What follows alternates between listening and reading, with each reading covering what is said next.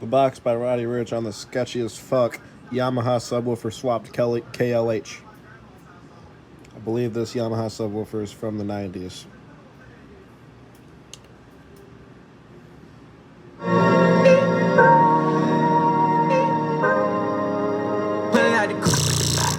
Fuck 12, fuck SWAT. Lit with stick in the box. Damn seal, I'ma get laid. Sounds horrible. When you have it at high volume, at least. She such a nigga so. By the way, what I put in this speaker, this is the original speaker from this old, like, 80s KLH. Super tiny.